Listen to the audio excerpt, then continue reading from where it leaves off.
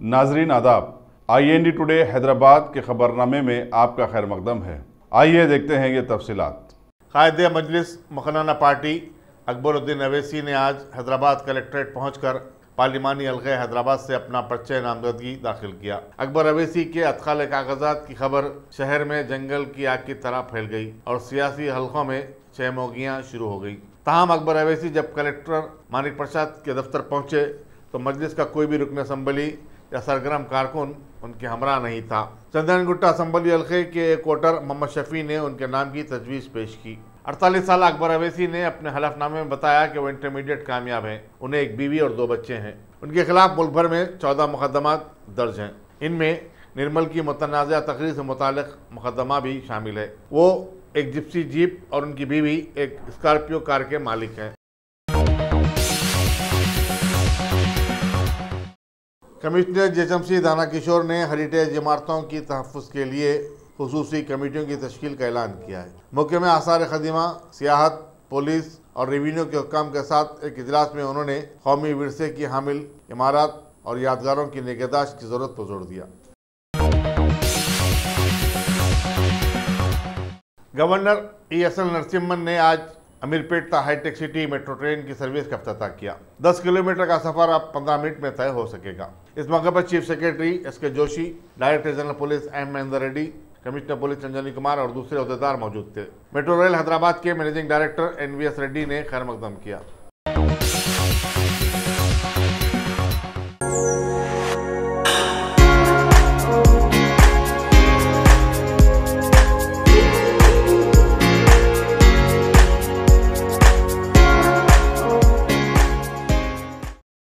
Top selection computers. अगर आप technology के दौर में रहते हुए टेक्नोलॉजी से दूर हैं तो सोचिए मत, आइए एक बार खिदमत का मौका दीजिए। हमारे यहाँ branded computers Dell, HP, Lenovo, laptop accessories उम्दा क्वालिटी निहायत ही वाजिबी दाम पर दस्तयाब है। स्कूल, कॉलेज, कॉर्पोरेट, ऑफिस वगैरह में बल्क क्वांटिटी में सप्लाई की जाती है। इसके साथ साथ हमारे यहाँ माहिर टेक्नीशियंस की निगरानी में रिपेयर की सहूलत भी मौजूद है। अगर आप अपने घर, दुकान, सोसाइटी, स्कूल वगैरह को सेफ और क्राइम फ्री बनाना चाहते हो तो इंस्टॉल कीजिए CCTV कैमरा जो HD क्लियरिटी के साथ दस्तयाब है। गुज़िश्ता 10 साल से मुल्क भर में अपनी इन तमाम खिदमात को जारी रखते हुए आपके एतमाद को बरकरार रखने वाला नाम top selection computers, Vijayanagar colony beside Riyan hotel Hyderabad. Director Syed Rashid Ali. Phone 9849715954। Top Hakimpet में एक घर की दीवार मुनहदिम हो जाने के नतीजे में एक 11 माह की बच्ची हलाक हो गई। लड़की की शिनाख्त माहिन कुरैशी की हैसियत से की गई है। पुलिस बंजारा हिल एक मुकदमा दर्ज करते हुए तहकीकात में मसरूफ है। इसी दौरान मजलिस रुकन असम्बली कौसर मुहिउद्दीन ने मुनहदमा घर का मुआयना किया और लड़की की वालिद कासिम कुरैशी और दीगर रिश्तेदारों से मुलाकात करके उन्हें पुरसा दिया। सबाराबाद पुलिस ने ह्यूमन ट्रैफिकिंग के एक रैकेट को बेनकाब किया है और इस सिलसिले में 18 अफराद को गिरफ्तार किया। बेशतर मुलज़िमीन का ताल्लुक पड़ोसी रियासत आंध्र प्रदेश के ज़िले कड़पा से है। उनके कब्जे से 38 फर्जी वीज़े और पासपोर्ट, 5 लाख रुपए की नकद रकम जब्त की गई। कमिश्नर पुलिस CV सजना ने मीडिया से बातचीत करते हुए बैरून मुल्क जाने के ख्वाहिशमंदों से अपील की कि वो सिर्फ रजिस्टर्ड इदारों से रुजू हों। साल 2019 के आज़मीन हज के लिए दूसरी किस्त जमा करने की तारीख 20 मार्च में तोसी दे दी गई। स्पेशल ऑफिसर रियासती हज कमेटी ऐसे शुक्र के मुताबिक अब आज़मीन 5 अप्रैल तक अपनी रकम जमा करवा सकते। हज कमेटी के तमाम आज़मीन को दूसरी किस्त अदा करने की आखिरी तारीख 20 मार्च थी, उसमें तोसी की गई है। अब आखिरी तारीख इंशाअल्लाह 5 अप्रैल बिल्कुल आखिरी तारीख रहेंगी दूसरी किस्त अदा करने की। जो आज़मीन तेलंगाना स्टेट हज कमेटी से रवाना हो रहे हैं उनके लिए 5 अप्रैल दूसरी किस्त दाखिल करने की आखिरी तारीख है। पहली किस्त 81,000 की तमाम आज़मीन दाखिल कर चुके हैं। इंशाअल्लाह दूसरी किस्त जो है 1,20,000 की बदरिए चालान स्टेट बैंक ऑफ इंडिया या यूनियन बैंक ऑफ इंडिया में दाखिल कर सकते हैं, या अपने डेबिट कार्ड के ज़रिए ऑनलाइन बैंकिंग के ज़रिए भी दूसरी किस्त को दाखिल किया जा सकता है। दूसरी किस्त की जो रकम है वो 1,20,000 रकम है और उसको 5 तारीख से 5 अप्रैल से कबल दाखिल करके उसका जो चालान है, जो रिसिप्ट है, उसको तेलंगाना स्टेट हज कमेटी में दाखिल करना है। इस 5 अप्रैल के बाद इसमें तोसी की कोई गुंजाइश नहीं है। इंशाअल्लाह ताला उसके बाद जो आखिरी किस्त रहेंगी चार्टर फ्लाइट के जो है डिसाइड होने के बाद, चार्टर डिसाइड होने के बाद इंशाअल्लाह जो भी डिफरेंशियल अमाउंट रहेगा वो तीसरी किस्त में आज़मीन को अदा करना होगा। कोटा अभी तक तो कोई कोटा तो ऑफिशियली हमको कोई इत्तला नहीं है कोटा बढ़ने की। वो अनऑफिशियल जो कहा जा रहा है कि 25,000 का कोटा बढ़ेगा, लेकिन ऑफिशियल तौर पर हमको कोई अभी हज कमेटी ऑफ इंडिया की जानिब से कोटे की बढ़ने की राइटिंग में या ऑफिशियल तरीके से कोई इत्तला हमको नहीं दी गई है। और जो पहला तरबती इज्तिमा है हमारा हज का, इंशाअल्लाह ताला अभी तरबती इज्तिमा का आगाज़ होगा। गुज़िश्ता साल भी तेलंगाना स्टेट हज कमेटी की जानिब से हम लोगों ने शहर हैदराबाद, सिकंदराबाद में बहुत से तरबती इज्तिमा किए हैं। इसके अलावा तेलंगाना के मुख्तलिफ़ अज़ला में भी हमारे तरबती इज्तिमा होते हैं।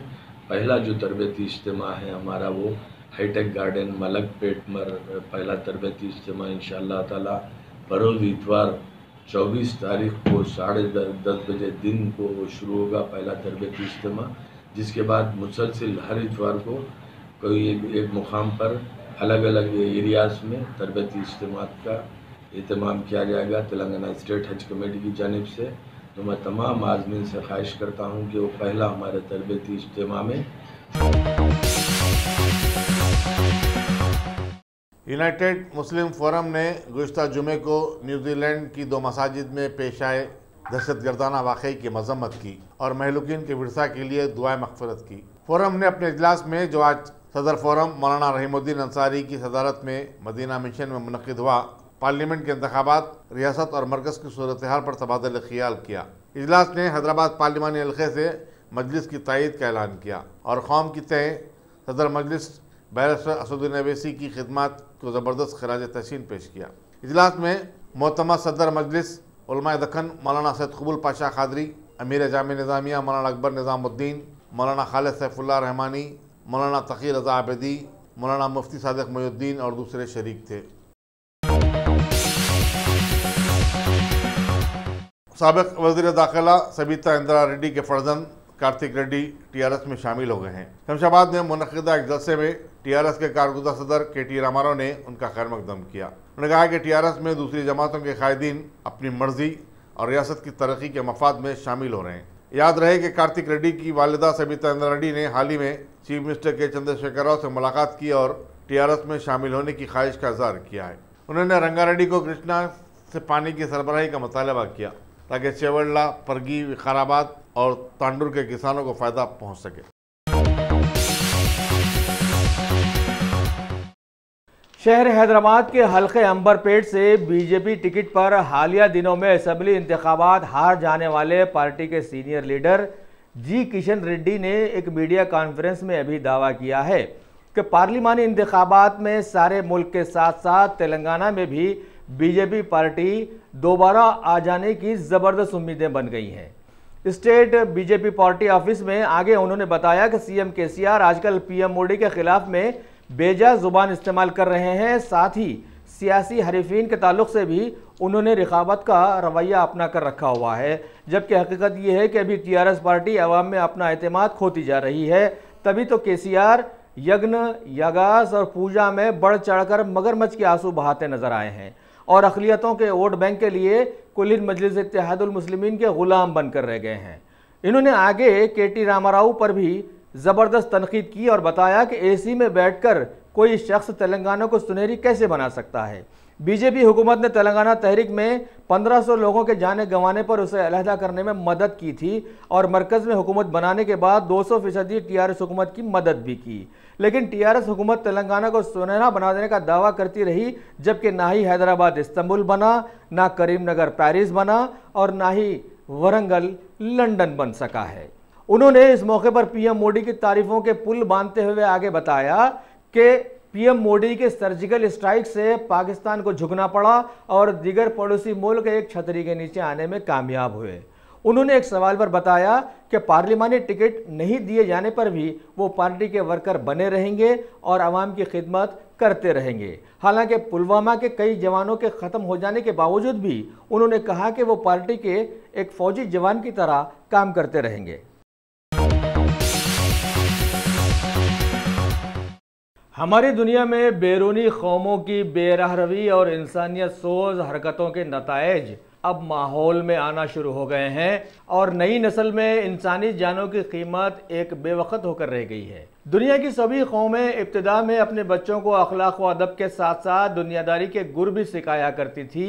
जब इनकी जगह तरक्की याफ्ता कंप्यूटर, इंटरनेट और धमाकू फिल्मों ने ले ली तो नतीजा देखिए कि अभी ब्राज़ील में sao Paulo में एक कॉलेज के नौजवान ने खामखा के दहशत फैलाते हुए अपने ही अनगिनत साथियों को मौत के घाट उतार दिया।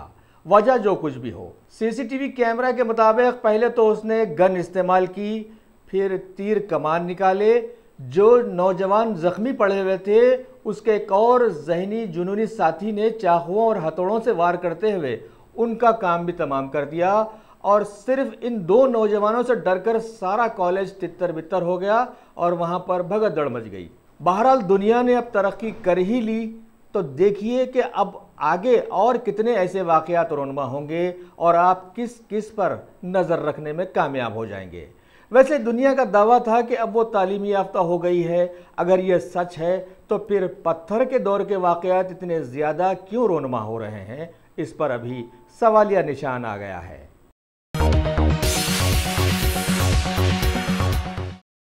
कोल्हापुर के कांग्रेसी रुकन असम्बली बी हर्षवर्धन रेड्डी ने आज टीआरएस के कारगुजार सदर केटी रामाराव से मुलाकात करके टीआरएस में शमूलियत अख्तियार कर ली। वो कांग्रेस के 8वें रुकन असम्बली हैं जो पार्टी छोड़कर हुक्मरान जमात में शामिल हुए हैं। तेलुगु देशम के रुकन असम्बली वीरैया भी काफ़ी अर्सा कबल टीआरएस में शामिल हुए हैं। इस तरह 119 रुकन असम्बली में टीआरएस के अरकान की तादाद अब 100 हो गई है। पुलिस गोलकुंडा ने वृंदावन कॉलोनी टोली चौकी के रहने वाले शरफुद्दीन और मीर मुमताज़ अली अनवर की जायदाद को फर्जी दस्तावेजात बनाकर हड़प करने की कोशिश पर उनके रिश्तेदार यूसुफ और 2 बेटों मोहम्मद अशफाक और मोहम्मद एहतशाम के खिलाफ मुकदमा दर्ज करके गिरफ्तार कर लिया। मिर्ज़ा मसूद बेग एडवोकेट ने अवाम उन्नास से अपील की है कि वो कोई भी जायदाद खरीदने से कबल दस्तावेजात की जाँच कर लें। मैं Mirza Masood Baig advocate Juris legal services से की जानिब से मुखातिब होकर बता रहा हूँ आपसे, ये केस 5 मार्च 2019 को हमारे पास आया था और ये केस ख़ास तौर से प्रॉपर्टी डिस्प्यूट है, लैंड ग्रैबिंग के लिए फैब्रिकेशन ऑफ पेपर्स और इसके अलावा एक्सटोर्शन और चीटिंग का केस है। ये तीनों भी सेक्शंस जो कि 420, 471 और 384, ये तीनों भी सेक्शंस काफ़ी संगीन सेक्शंस है आईपीसी में। और ये ख़ास तौर से 2 फैमिलीज़ जो कि वृंदावन कॉलोनी टोली चौकी में रह रहे थे, दोनों काफ़ी सालों से रिहाइश में थे। और ये केस में ख़ास तौर से श्री यूसुफ साहब अपने 2 फर्जन अशफाक, मोहम्मद अशफाक और मोहम्मद एहतशाम, ये तीनों मिलके क्रिमिनल कॉन्स्पिरेसी के तहत अपने ही साड़ू यानी कि शेख कुतुबुद्दीन साहब जो कि आपके एकदम हमरा रिहाइश कर रहे थे, उनके लैंड के ऊपर डुप्लीकेट पेपर्स जो कि false documents by A by B गलत असेसमेंट्स करा के आप क्रिएट करें। फॉल्स डॉक्यूमेंट्स जो कि नवंबर में क्रिएट किए गए, वो डॉक्यूमेंट्स 233 स्क्वायर यार्ड्स, 230 और एक 155 स्क्वायर यार्ड्स के हैं, जो कि दोनों भी क्या नाम है ना, by A 8-1-523 by 15 by A by B Vrindavan colony Toli Chowki में क्रिएट किए गए। और ये दोनों भी फॉल्स डॉक्यूमेंट्स प्रोड्यूस किए गए पुलिस में और हमारा काफ़ी ज़्यादा ताउन रहा क्लाइंट की तरफ और हम लोग इमीडिएटली ये कंप्लेंट लेके पुलिस गोलकुंडा में अप्रोच किए कि ये दोनों भी है। ख़ास तौर से हम काफ़ी ज़्यादा मशकूर और ममनून हैं SHO श्री कोमरैया और श्री सतीश रेड्डी गारू, जो कि काफ़ी ताउन रहा उनका PS गोलकुंडा के तहत, और इमीडिएटली पुलिस भी सरगर्म होके अमल में आई। इन्वेस्टिगेशन और इंक्वायरी के बाद FIR नंबर 999 आउट ऑफ 2019 दर्ज किए गए, और आज के दिन ये लोग यूसुफ साहब और उनके दोनों भी बच्चों को रिमांड में लिए 14 दिन कस्टडी में भी भिजाया गया। और ये अमल, ये काफ़ी अफसोस का मकाम है ये देख के कि आप ऑलरेडी हम काफ़ी समझाए कंप्लेनेंट जो कि श्री शरफुद्दीन अनवर और श्री मीर मुमताज़ अली हाशमी, ये दोनों भी कंप्लेनेंट्स काफ़ी समझाए। और ये बिल्डर्स है, यूजुअली ये लोग डेवलपमेंट पे अपनी प्रॉपर्टी दिए और प्रॉपर्टी अपनी डेवलपमेंट में 68 स्क्वायर यार्ड्स देने के बाद आप क्या किए, नवंबर में 2 फॉल्स डॉक्यूमेंट्स बना के उन 2 फॉल्स डॉक्यूमेंट्स के तहत कोर्ट से इंजंक्शन भी लेके आए और लेके आके काफ़ी ज़्यादा हरासमेंट, पैसों के लिए एक्सटोर्शन किए गए as per the brief facts of this FIR। और एक्सटोर्शन करने के बाद में पुलिस का काफ़ी ताउन था, इन्वेस्टिगेशन के बाद इमीडिएटली दर्ज किए FIR। तो ये हमारे लिए काफ़ी अफसोस का मकाम है कि प्रॉपर्टीज़ को इस तरीक़े से लोग क्या है काबिज़ हो रहे एक दूसरे के फॉल्स डॉक्यूमेंट्स बना के, जो कि बिल्कुल लोग एहतियात बरतना चाहिए, चौकन्ना रहना चाहिए। फिलखाना मल्लेपल्ली में एक 21 साल नौजवान ख्वाजा बंदे नवाज ने एक इमारत से छलांग लगाकर खुदकशी कर ली। खुदकशी की वजूहात का पता नहीं चला। पुलिस आसिफ नगर ने नाश को पोस्टमार्टम के लिए रवाना किया और मसरूफ़ तहक़ीक़ात है। मजलिस के सदर और रुकन पार्लियामेंट बैरिस्टर असदुद्दीन अवैसी ने आज शाम असम्बली हल्के चामीनार के मुख्तलिफ इलाकों का पैदल दौरा किया और आवाम से फ़र्दन मुलाकात की। इस दौरे में मजलिस रुकन assembly Mumtaz Ahmed Khan, Riyazul Hasan Afandi MLC, corporator Sohail Qadri, Mustafa Ali Muzaffar, साबिक़ मेयर मीर जुल्फ़िकार अली, डॉक्टर इम्तियाज़ अहमद खान और दूसरे मजलिसी कारकुन उनके हमरा थे। क़ब्ल अज़ीं आज दिन में उन्होंने बादुपुरा असम्बली हल्के के कई इलाकों का दौरा किया। इस दौरे में मुतालिका रुकन असम्बली मौज़म खान और मजलिसी कारपोरेटर्स भी मौजूद थे। Chief electoral officer Rajat Kumar ने कहा है कि इलेक्शन कमीशन ने मुजवज़ा पार्लिमानी इंतखाबात के साफ़ व शफाफ इनेकाद के लिए वसी तर इंतजाम किए हैं। इलेक्शन से मुताल्लिक़ एक वर्कशॉप से खिताब करते हुए, जिसमें तमाम सियासी जमातों के नुमाइंदे शरीक थे, रजत कुमार ने बताया कि EVM और VVPAT मशीन्स महफूज हैं और उनके इस्तेमाल से मुताल्लिक़ शऊर की बेदारी के प्रोग्राम जारी हैं। उन्होंने कहा कि राय दहिंदगान की फहरिस्त बिल्कुल तैयार है और उसमें खामियों और शिकायत का इजाला कर दिया गया।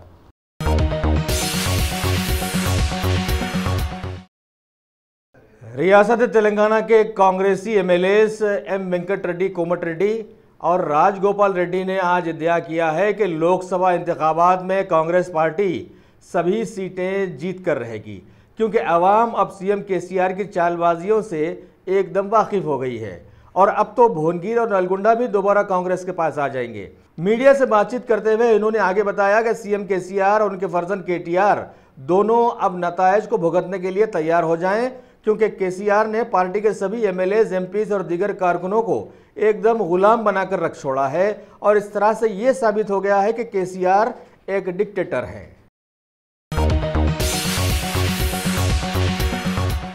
अगर आपने हमारे चैनल को सब्सक्राइब नहीं किया है तो आपको यहाँ सब्सक्राइब बटन दिख रहा है, उसे क्लिक करिए और सब्सक्राइब कीजिए और साथ ही साथ बेल आइकॉन को भी क्लिक करिएगा, जिससे कि आपको ताज़ा अपडेट मिलते रहें।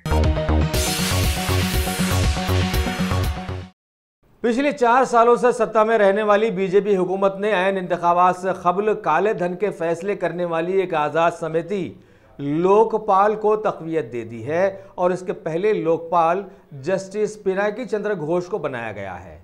बताया गया है कि लोकपाल समिति में 4 कानूनदां और 4 आम मेंबर्स को शामिल किया गया है। दूसरे महकमों की तरह अब ये समिति भी PM मोदी के तहत ही काम करने की खबरें दी गई हैं।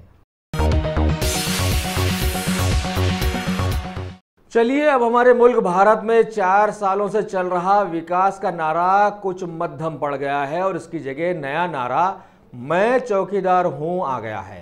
हालांकि इससे पहले असेंबली इंतखाबात के माहौल में सभी लीडर्स ने चाय की बड़ी तारीफें की थी, लेकिन बदकिस्मती से चाय नारा न बन सकी। लेकिन अभी जैसे ही पीएम मोदी ने मैं चौकीदार हूं कहा, मुल्क के 25 लाख लोग भी जुमरे में आ गए हैं और तो और पीएम मोदी अब एक ऑडियो ब्रिज के जरिए उन लोगों से बातचीत करने का बंदोबस्त भी कर लिए हैं।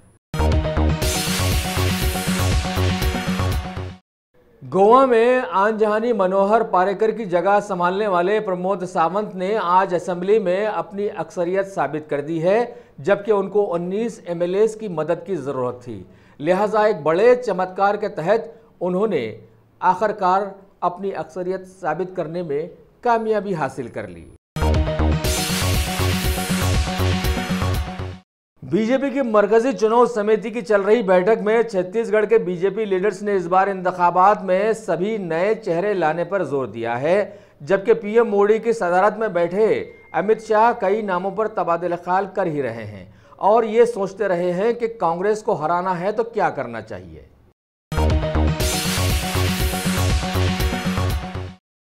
इंतखाबात के मौसम में दल बदली आ जाती है और इसके तहत अभी रियासत तेलंगाना की कांग्रेसी लीडर डी अरुणा का दिल अब अपनी पार्टी से एकदम भर गया नजर आता है।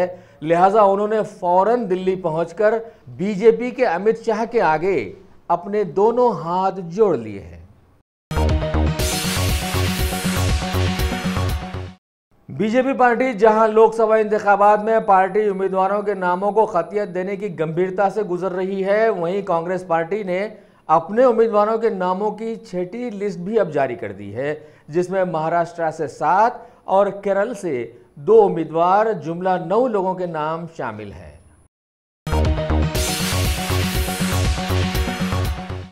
पीएम मोदी के जबरदस्त राजदार वजीर खजाना बना दिए जाने वाले अरुण जेटली अभी सिर्फ अपने ब्लॉग में मसरूफ रहते हुए पार्लिमानी इंतखाबात में कामयाबी के लिए विकास के नारे को समझाने में मसरूफ हैं और बता रहे हैं कि पिछले 5 सालों में मुल्क ने ज़बरदस्त तरक्की की है। रोज़मर्रा की अशियाओं की कीमतों के साथ साथ पेट्रोल के दामों में भी बेलगाम बढ़ोतरी हुई है और इस तरह से भारत की माशी दर में ज़बरदस्त उठाव भी आया है। अगर आपने हमारे चैनल को सब्सक्राइब नहीं किया है तो आपको यहाँ सब्सक्राइब बटन दिख रहा है, उसे क्लिक करिए और सब्सक्राइब कीजिए और साथ ही साथ बेल आइकॉन को भी क्लिक करिएगा, जिससे कि आपको ताज़ा अपडेट मिलते रहें।